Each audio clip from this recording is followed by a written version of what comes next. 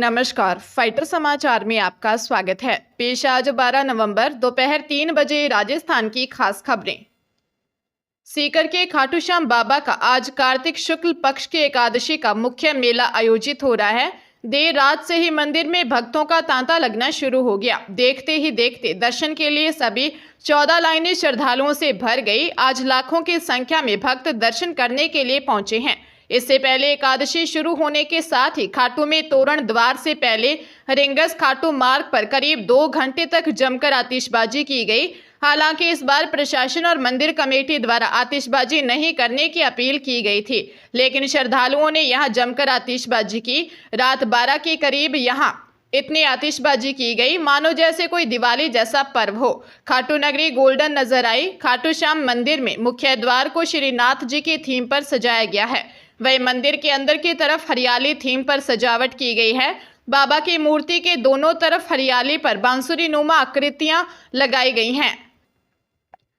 बांसवाड़ा जिले में प्रॉपर्टी विवाद में एक व्यक्ति की हत्या के 7 साल पुराने मामले में कोर्ट के न्यायाधीश अरुण कुमार अग्रवाल ने दोषी दंपति कप्तान शुक्ला और उनकी पत्नी राधा को आजीवन कारावास की सजा सुनाई और 1 लाख रुपए का जुर्माना लगाया। जानकारी के अनुसार 21 मार्च 2017 को बडगांव निवासी गौतम लाल नीनामा ने थाने में रिपोर्ट दी कि मुझे वार्ड पंच सुरेश पांड्या ने कॉल कर बताया कि सेमलिया पुल के पास शव पड़ा है। पुलिस ने मामला दर्ज कर पड़ताल शुरू की। शव की शिनाख्त नहीं हो पाई। आखिर नगर परिषद से अंतिम संस्कार करवाया। पहचान के लिए डीएनए जांच के लिए सैंपल भेजा। आखिर पुलिस ने मरने वाले की पहचान कर ली। मृतक अहमदाबाद गुजरात के घाट लोडिया इलाके का रहने वाला महेश था। महेश के बेटे पवन ने गुजरात के नवरंगपुरा थाने में पिता की गुमशुदगी दर्ज करवा रखी थी। जांच में सामने आया कि एक प्लॉट के विवाद के कारण दंपति ने उसकी हत्या कर दी थी। जलदाय मंत्री कन्हैयालाल चौधरी को भाषण के बीच महिला का टोकना इतना बुरा लगा कि उन्होंने कह दिया, आपके मन में आए वहां वोट देना। भाजपा प्रत्याशी जीते या हारे, सरकार के फर्क पड़ने वाला नहीं है। जलदाय मंत्री टोंक जिले के देवली में चांदली गांव में भाजपा प्रत्याशी राजेंद्र गुर्जर के समर्थन में सभा को संबोधित कर रहे थे। सभा के दौरान एक महिला पानी की शिकायत लेकर मंत्री से उलझ गई और खरी खोटी सुना दी। उसकी शिकायत थी कि पानी समय से नहीं आता भी है तो प्रेशर से नहीं आता। यह सुन मंत्री नाराज हो गए। मंत्री कन्हैयालाल चौधरी, तुम्हारे चिल्लाने से काम नहीं होगा, मेरे कहने से काम होगा। मैं समझूंगा तब ही काम होगा। पानी नहीं आ रहा। तभी महिला ने कहा कि पब्लिक नहीं चिल्लाएगी तो आप सुनने वाले भी नहीं हो। मंत्री ने कहा कि तुम्हारे लिए कोई काम करवाना हो तो बोलो, मैं बहस करने नहीं आया। रेप केस में आजीवन कारावास की सजा काट रहा आसाराम जेल से बाहर आ गया है। हाईकोर्ट ने 7 नवंबर को आसाराम को इलाज के लिए 30 दिन की पैरोल दी थी। वह जोधपुर के भगत की कोठी स्थित निजी आयुर्वेदिक अस्पताल में अपना इलाज करवाएगा। उसे एम्बुलेंस के जरिए लाया गया और अस्पताल में भर्ती करवाया। इस दौरान आसाराम को देखने के लिए अस्पताल के बाहर उनके समर्थकों की भीड़ जुट गई। हाईकोर्ट के वरिष्ठ न्यायाधीश दिनेश मेहता और न्यायाधीश विनीत कुमार माथुर की खंडपीठ ने आसाराम के इलाज के लिए अनुमति देने के आवेदन पर आदेश दिए थे। उसे 11 साल में दूसरी बार इलाज के लिए पैरोल मिली है। इससे पहले उसे अगस्त में 7 दिन की पैरोल मिली थी। सड़क दुर्घटनाओं को रोकने के लिए करीब 9 साल पहले दिए गए हाईकोर्ट के दिशा निर्देशों की पूरी तरह से पालना नहीं होने और सुनवाई के दौरान सरकार की ओर से वकील और किसी अन्य प्रतिनिधि के उपस्थित नहीं होने से हाईकोर्ट नाराज हो गया। जस्टिस अशोक कुमार जैन की अदालत ने सरकार के इस रवैये से नाराज होते हुए सरकार पर 1 लाख रुपए का जुर्माना लगा दिया। वह स्पष्टीकरण देने के लिए 27 नवंबर को मुख्य सचिव सुधांश पंत को व्यक्तिगत रूप से कोर्ट में हाजिर होने का आदेश दिया है। कोर्ट ने सरकार को निर्देश दिए हैं कि 1 लाख रुपए का हर्जाना राज्य विधिक सेवा प्राधिकरण में जमा करवाएं। हाईकोर्ट ने मामले में टिप्पणी करते हुए कहा कि लगता है सरकार सड़क दुर्घटना जैसे गंभीर मुद्दों का समाधान खोजने में विफल रही है, लेकिन ऐसे में सरकार पर हर्जाना लगाकर सुनवाई टालना उचित होगा।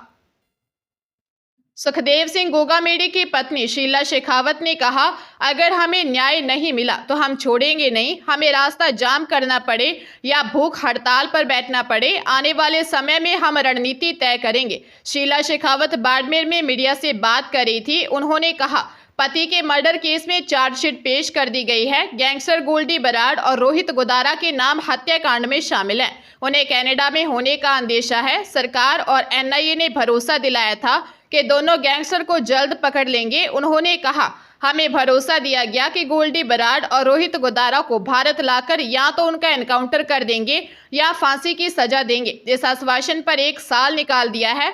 आगे कोई गड़बड़ होती है तो करनी सेना अपने हिसाब से चलेगी। सेना के सदस्य क्या करेंगे यह तो समय बताएगा। हेल्थ मिनिस्टर गजेंद्र सिंह खींवसर ने कहा, मैं गारंटी देना चाहता हूं कि यह चुनाव हम हार ही नहीं सकते हैं। हार गए तो मेरी मूछें और बाल मुंडवाकर यहां चौक में खड़ा हो जाऊंगा। हेल्थ मिनिस्टर खींवसर सदर बाजार चौक में जनसभा में बोल रहे थे। उन्होंने कहा, हम चुनाव उसी के सामने लड़ रहे हैं जो हर चुनाव की जीत में हमें अपमानित करके गलियों में से जिंदाबाद के नारे लगाते हुए हमें नीचे दिखाने के लिए रैली निकालकर निकले हैं। उन्हें हराना है। मैंने जब यहां से चुनाव लड़ा था, खींवसर में पोलिंग बूथ पर 95% वोट मुझे मिले थे। आज मैं सभी को कहता हूं कि यह चुनाव अपना सबका है, जो गांव का विकास है। एक चुनाव के लिए, एक दिन के लिए कांग्रेस को छोड़ दें। मैं पहली बार चुनाव जीता और वसुंधरा राजे ने मंत्री बना दिया था, क्षेत्र का भरपूर विकास करवाया था। खींवसर ने कहा, मेरा कैबिनेट मंत्री का पद है, मैं सीनियर मोस्ट पद पर हूं, मेरा कद मत गिराना। नई दिल्ली में आयोजित हो रही FISU world university championship shooting में जयपुर की एथलीट मानिनी कौशिक ने टीम इंडिया को रजत पदक दिलाया। मानिनी इससे पहले एशियन गेम्स में रजत पदक और पिछले साल वर्ल्ड यूनिवर्सिटी चैंपियनशिप में गोल्ड मेडल हासिल कर चुकी हैं। मानिनी के पिता अनिल कौशिक ने बताया, मानिनी ने एक बार फिर अपनी प्रतिभा दिखाते हुए भारतीय टीम को नई दिल्ली में खेली जा रही विश्वविद्यालय चैंपियनशिप में 50 मीटर राइफल 3 पोजीशन स्पर्धा में टीम पदक जीतने में मदद की है। नई दिल्ली के प्रसिद्ध doctor Karni Singh shooting range में 9 से 13 नवंबर तक आयोजित FISU world university championship shooting में 25 से अधिक देशों के 250 से ज्यादा एथलीट भाग ले रहे हैं। ऐसा ऐतिहासिक आयोजन में भारत की 33 सदस्यीय टीम भी शामिल है।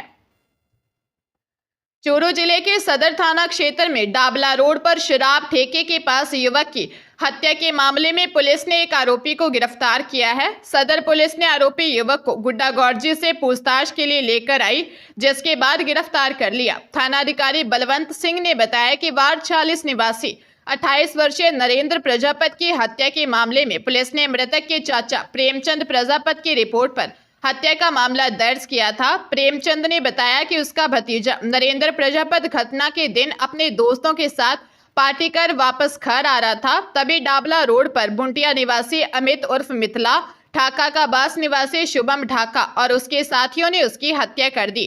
मामले में अन्य आरोपियों में शामिल गुड्डागौरजी निवासी हितेश कुमार कुमावत भी शामिल होना बताया। पुलिस ने हत्याकांड में शामिल आरोपी हितेश कुमार कुमावत को पूछताछ के बाद गिरफ्तार कर लिया। सीकर जिले के बलाना थाना में सूदखोरी का मामला दर्ज हुआ है। आरोपी ने ब्याज के नाम पर शिकायतकर्ता से हजारों रुपए व सोने के जेवरात हड़प लिए और अब 6 लाख रुपए मांग रहा है। पुलिस को दी रिपोर्ट में 26 वर्षीय राजवीर मीणा ने बताया कि उसने 2019 में निजी काम के लिए गांव के बनवारी सोनी से 2.5 लाख रुपए ब्याज पर लिए थे। गांव के सरपंच प्रतिनिधि शरीफ खान व आरिफ खान ने पैसे दिलवाए थे। 7 महीने बाद उसने 35,000 रुपए बनवारी सोनी को ब्याज के बदले दे दिए। साथ ही सोने के 4 कंगन, 1 हार और अंगूठी भी दे दी। 2021 में राजवीर ने बनवारी सोनी को 2 लाख रुपए आरिफ और शरीफ खान को साथ लेकर दे दिए। अब बनवारी सोनी से अपने गहने मांगे तो उसने गहने देने से मना कर दिया और कहा उसे 6 लाख रुपए ब्याज सहित देने होंगे। पुलिस ने मामला दर्ज कर जांच शुरू कर दी है। चूरू जिले के रतनगढ़ तहसील के एक गांव की कॉलेज छात्रा ने एक युवक पर पिस्तौल दिखाकर रेप करने और आरोपी की मां द्वारा शादी का दबाव बनाने का मामला दर्ज करवाया है। रिपोर्ट में बताया कि उसके गांव का युवक जुलाई 2023 में उसके घर आया। उसने मोबाइल नंबर ले लिए जिस पर वह बात करने लगा। 10 दिन बाद आरोपी उसे अपने घर बुलाया जहां पर वह अकेला था। इस दौरान उसने पिस्तौल दिखाते हुए जान से मारने की धमकी देकर रेप किया और अश्लील वीडियो व फोटो भी ले ली। घटना के बाद आरोपी ने कई बार उसके साथ रेप किया। अक्टूबर 2024 को आरोपी ने उसको फोन कर खेत बुलाया जहां पर आरोपी की मां ने स्टूडेंट पर आरोपी युवक से शादी करने का दबाव बनाया और 2 लाख रुपए मांगे। रुपए नहीं देने पर बदनाम करने की धमकी भी दी। पुलिस ने मामला दर्ज कर जांच शुरू कर दी है।